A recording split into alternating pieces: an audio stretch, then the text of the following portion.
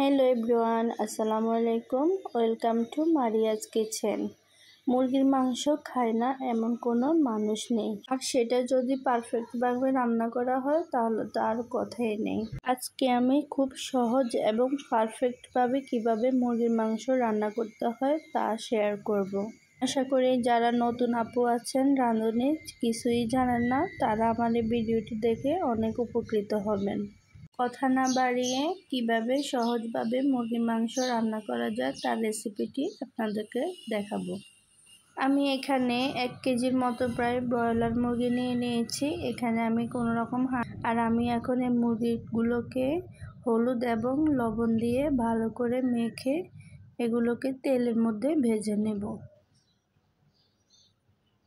তো আমি চুলায় একটি প্যান বসিয়ে দিয়েছি। এখানে আমি 1 টেবিল চামচ পরিমাণ তেল দিয়ে দিব। মুরগির পিসগুলো আমি এখন এখানে দিয়ে এগুলোকে ভেজে নেব।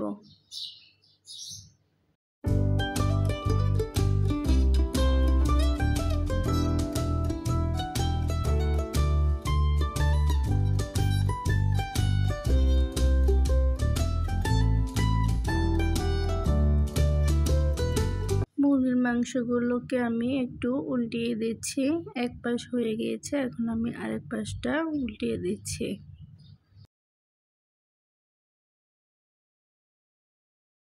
মাংসগুলো ভাজা হয়ে গিয়েছে, এখন আমি এগুলোকে তুলে নিচ্ছি।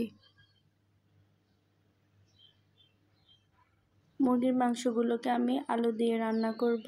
এখন আমি এখানে মুরগি ভাজা যে তেলটা ছিল সেখানে আমি আলুগুলো দিয়ে এগুলোকে আমি একটু নেড়েচেড়ে ভেজে নিব। এখানে আমি একটু হলুদ এবং লবণ দিয়ে এগুলোকে ভেজে নিচ্ছি। ভাজা হয়ে গিয়েছে, এখন আমি আলুগুলোকে তুলে নিব।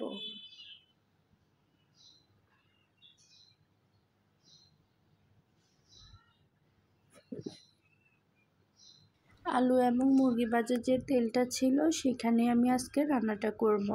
তো আমি প্রথমে এখানে দিয়ে দিচ্ছি 2টি তেজপাতা, 4টি এলাচ, 2 টুকরো দারচিনি দিয়ে এগুলোকে আমি একটু হালকা করে ভেজে নেব।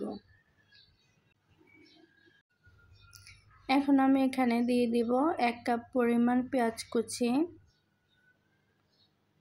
পেঁয়াজগুলোকে আমি একটু নেড়েচেড়ে ভেজে নিচ্ছি। পেঁয়াজগুলোকে আমি বেশি ব্রাউন করব না, জাস্ট একটু সফট হয়ে আসলে আমি এখানে দিয়ে দিব 1 টেবিল চামচ আদা বাটা, 1 টেবিল চামচ রসুন বাটা দিয়ে এগুলোকে আমি আবার একটু নেড়েচেড়ে মিশিয়ে নিচ্ছি।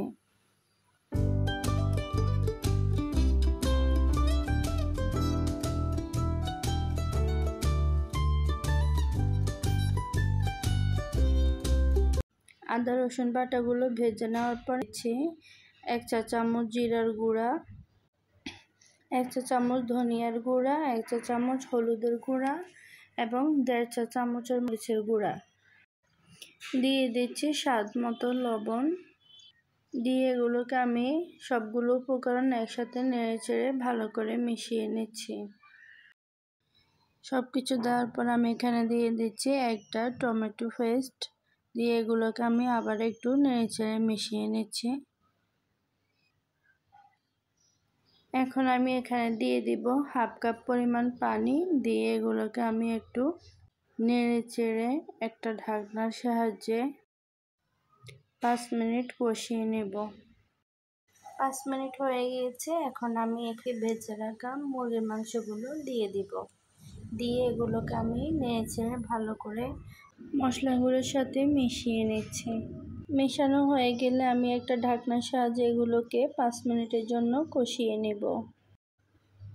5 মিনিট হয়ে গিয়েছে, আমি এখন ঢাকনাটা সরিয়ে মুরগির মাংসগুলোকে আবার এখানে আগে থেকে ভেজে রাখা আলুগুলো দিয়ে দিচ্ছি। দিয়ে ভালো করে আমি মাংস এবং মশলার সাথে আলু মিশিয়ে নিচ্ছি।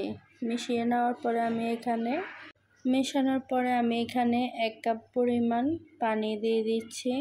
মুরগির মাংস সেদ্ধ হতে কিন্তু বেশি পানি লাগে না। আমি 1 কাপ পরিমাণ পানি দিয়ে দিয়েছি। দিয়ে এগুলোকে একটু নেড়েচেড়ে দিচ্ছি। দিয়ে আমি আবারও একটা ঢাকনার সাহায্যে ঢেকে মুরগির মাংসগুলোকে রান্না করব প্রায় 10 মিনিট। প্রায় 10 মিনিট হয়ে গিয়েছে। আমি এখন মুরগির মাংসগুলোকে চেক করে নেব, এগুলো কতটুকু হয়েছে, সেদ্ধ হয়েছে কিনা। তো আমার মাংসগুলো কিন্তু এখনও হয়নি, আরও 5 মিনিট লাগবে। তাই আমি আবারও একটা ঢাকনার সাহায্যে ঢেকুগুলোকে রান্না করব 5 মিনিটের জন্য। 5 মিনিট হয়ে গিয়ে ঢাকনাটা সরিয়ে একটু চেক করে নেব।